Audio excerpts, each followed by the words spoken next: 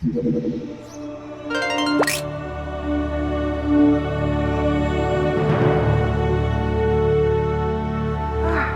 an absolutely breathtaking view. And when I say breathtaking, I mean it quite literally. We are more than 3,000 meters above the sea level, which means it's a bit more difficult to breathe up here.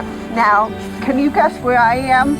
I'm at Hehuang Mountain, and if you look at the geography of Taiwan, you can see that it's very densely packed with mountains, which makes it a great place to go trekking and exploring on all kinds of adventures. And today we are going to try to answer the question, why do people love trekking across mountains? Follow me.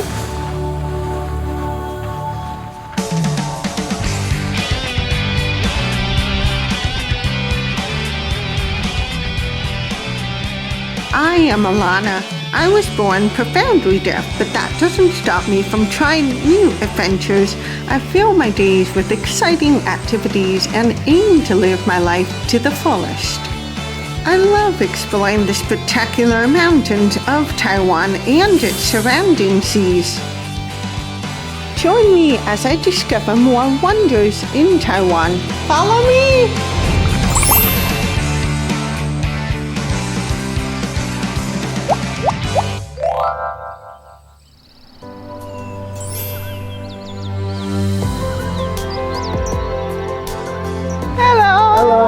Nice to meet you. I'm Alana. I'm Jojo. Lovely to meet you. What are we going to be doing today?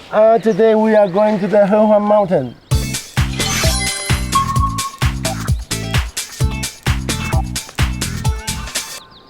As you can see, there's a lot of high mountain around here. Yeah. Right? So you can see here the Chilai Range. So the Chilai Nose Peak, the most famous one. How high is it? 3,500. Yeah. Wow. Yeah. But today we are not going there. Oh. Yeah, it's difficult. Okay. Where are we going today? Well, today we are going to the Hehuan. Very great. Very lucky. Yeah. Let's go. Let's go. Yeah.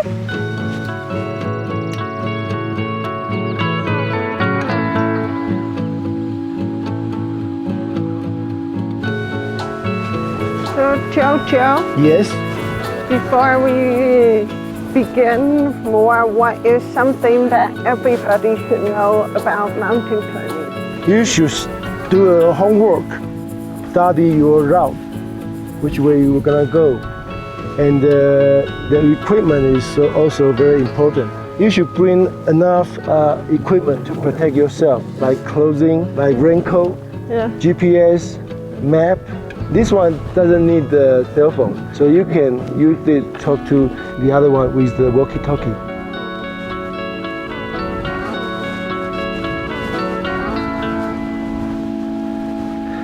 And going to the mountain, you always have to bring your raincoat. Raincoat? And the headlight is for the emergency. You don't know what happened. Yeah. The accident happened, you might have to stay in the night. But you think the ocean is dangerous. But if you have prepared well for yourself, you'll be safe.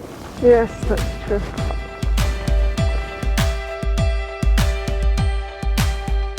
There's a bunker here.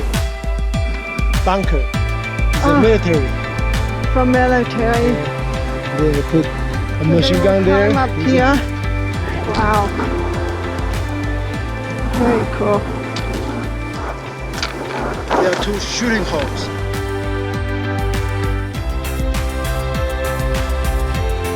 Okay, 1, 2, 3.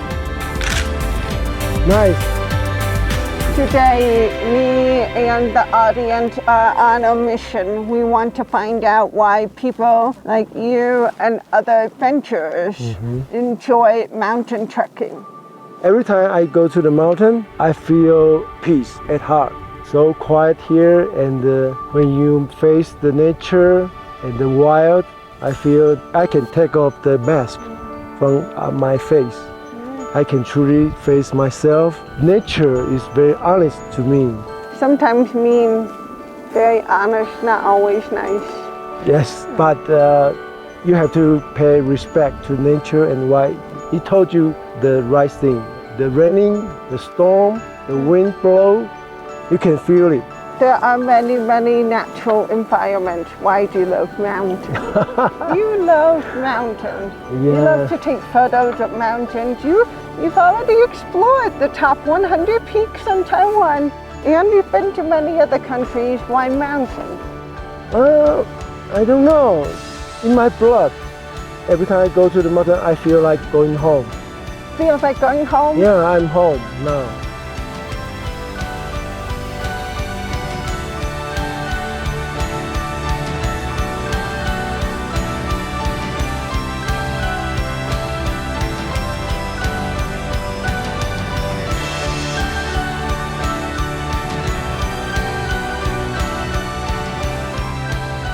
Actually, they are warning you when the bad weather or the bad condition goes around you, and he's trying to tell you something. There's one time in the forest, and I see a big tree, very big, very old, like 4,000 years old. Wow. And in front of the tree, I say, there's another tree more beautiful than this one. Yeah. And after I say this sentence, my ankle hurts and I cannot walk anymore. And then I realized I didn't say the right thing because in front of the tree.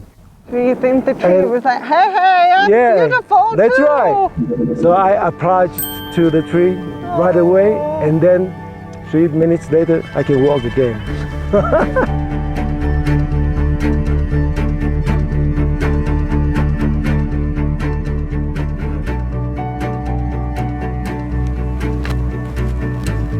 You are first in mountain in Taiwan. Yes, this is my first mountain in Nepal. Elena, we are here! Yeah! I kiss you. After my very first mountain trekking experience, I have definitely learned some lessons along the way. The first is how to use the climbing sticks. Now it may seem simple, but there are some tricks to know. For example, to know the height, you should be holding it where your arm is at a 90-degree angle. And the second thing to know about climbing sticks is that when you're going upwards, you want to shorten them, and you want to do the opposite when you're going downwards to accommodate the slope change. Second biggest challenge that people can face when mountain trekking is AMS, which is acute mountain sickness. And you saw, even though Joe and I are perfectly healthy, there were moments where we were trying to catch our breath because this view does take your breath away, as I mentioned, but it also requires time and a little bit of requires you to accommodate and adapt to the different altitude up here because there's a little bit less oxygen. So you find yourself having to breathe a bit deeper. It's the same as if you go scuba diving. You want to go down very slowly to adjust to the different atmosphere down there. You also want to do the same when you're climbing upwards. And Joe was explaining to me one of the reasons that Mountain Everest is so deadly is because of the altitude up there once you get over 6,000 meters. Today we're at 3,417, but if you get over 6,000, it can be very, very deadly. So it's highly recommended for most people to go up slowly, take your time, don't rush. Remember, turtle wins the race here. The third one is the chances of falling off the cliff, and there are many reasons this could happen. For example, if you have a very heavy backpack and you turn but you're not accustomed to the weight, it can throw you over. Sometimes people get distracted by taking photos and they don't see the rocks behind them, and they also trip over. So that's actually, unfortunately, a very common error that people make when they're mountain trekking. So Joe was explaining to me these 3 potential errors and something to keep in mind if you want to do this adventurous activity. It's absolutely great to do these adventures, and it's very good for your mind, body, and soul, but you have to keep in mind the dangers that come with the adventure that you're about to embark on.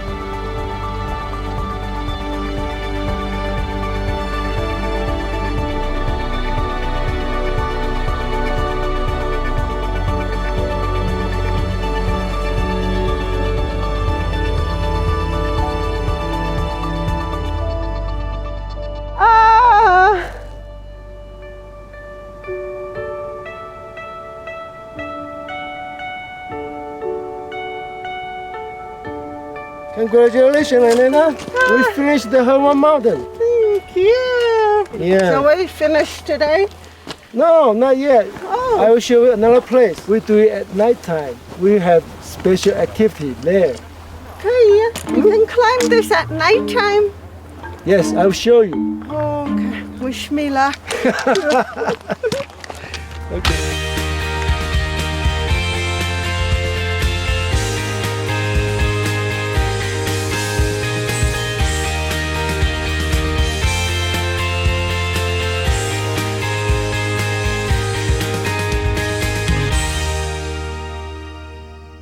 Hi Elena, we just finished the daytime hiking. Now we go to the night view to see the star. Okay? Great. Okay. Yeah. Oh, be careful, the step. Yeah.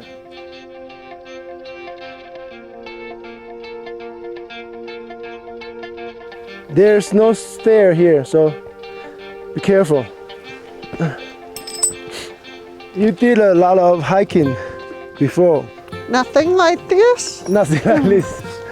I stay below 2,000 meters with the Okay, watch out. A lot of rocks here.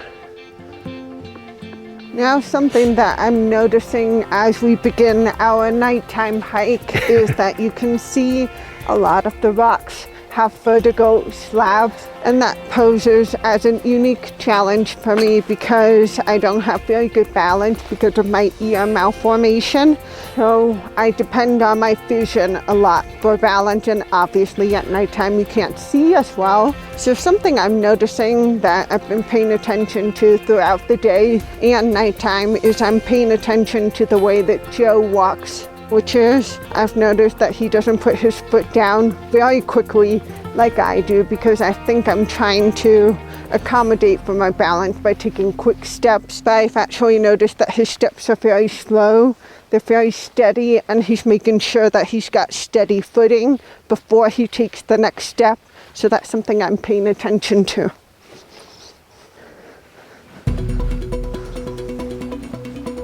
No!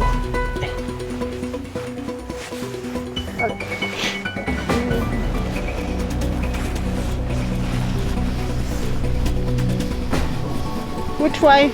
Yeah.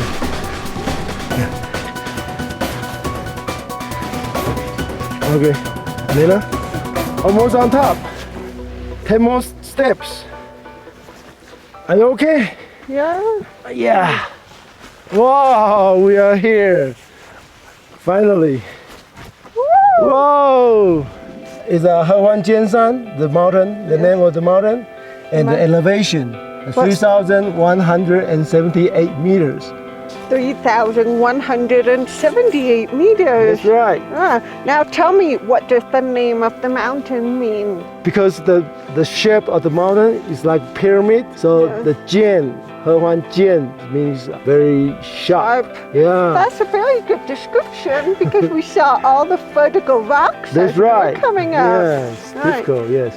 So we came up here to see the night stars. sky and the stars. And something I'm noticing because I'm from the city is that we don't see this very often. Is the moon is so incredibly bright, it almost has a hypnotizing quality to it. And I think we can see it even better if we turn off the lights. How about That's that? right. Yeah. Do you want to count with me? Sure. Okay. 3, 2, 1.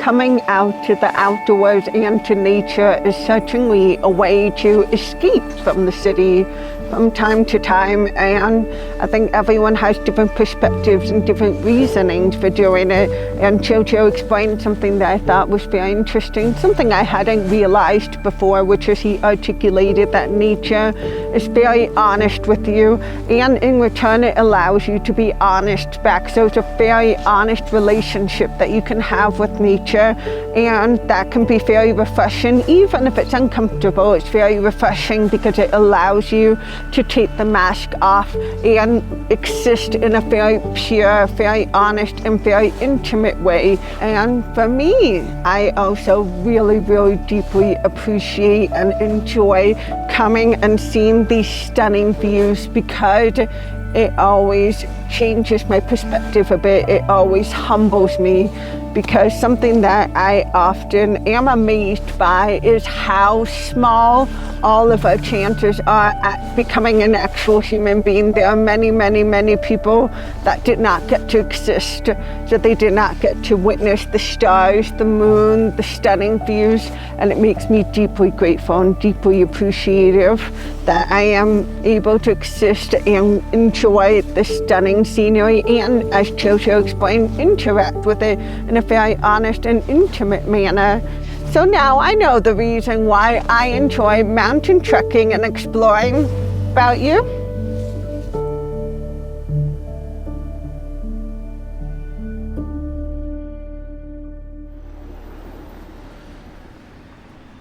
20 years ago, I went to the mountain and I met a German couple in Taiwan. They come to Taiwan every year because they told me Taiwan has most beautiful mountain view. Yeah. They say Taiwan mountain is more beautiful than Europe mountains. Yeah. Yeah. So I say why? And they said the Taiwan mountain is more beautiful and colorful, not like Europe. The Europe mountains look all the same. You know, Joe, your life is so interesting because you did military and you did engineering, you did photography, but you love mountaineering. Yeah. We came on the road last night and we only got about 4 hours of sleep, but don't feel tired. Yeah, that's right. Because you have the sunshine, you have the wind, you have the view, you feel energized and refreshed compared to how you would feel if you were in the city, right? Yeah. Actually, I feel very depressed when you're in the city, yeah. Really? You have to deal with different kind of people. You have to put a mask on. Last night, we shoot video, right? On the hill. Oh, we climbed that one? Yeah. I didn't recognize it. 17 years ago, I married my wife on the top of the Jet Mountain. That time is also my first time to be a mountain guide. And at the same time, we got married on the top of the Mount Jet. Did she bring her wedding dress? Yeah, we bring the wedding dress to the top. And Wow! we have 30 people to come with us to So celebrate. everybody had to come. Everybody go to the top. Very tired. Wow. It must have been quite a reception. Yeah, The photographer, the shoot, the whole wedding. all waiting, yes. Wow. And yeah, it's kind of very special memory.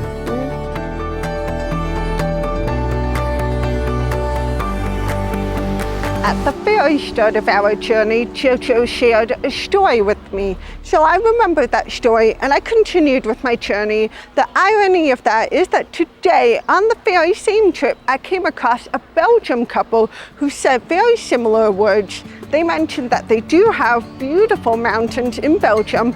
They do not have this level of vegetation, plants, flowers, life, beauty at this altitude. He mentioned that it was simply all rocks at this level. And that got me thinking about a quote by a very famous Oxford professor and author, Richard Dawkins, who mentioned that we are all going to die, and that makes us the lucky ones because most people are never going to die because they are never going to be born.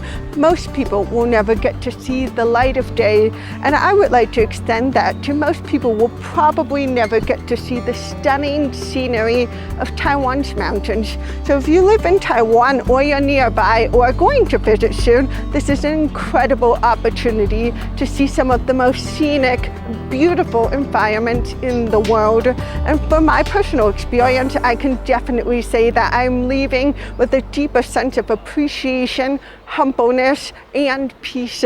As Joe explained, the higher you go, the more humble you become, and I can definitely conclude that today took my breath away.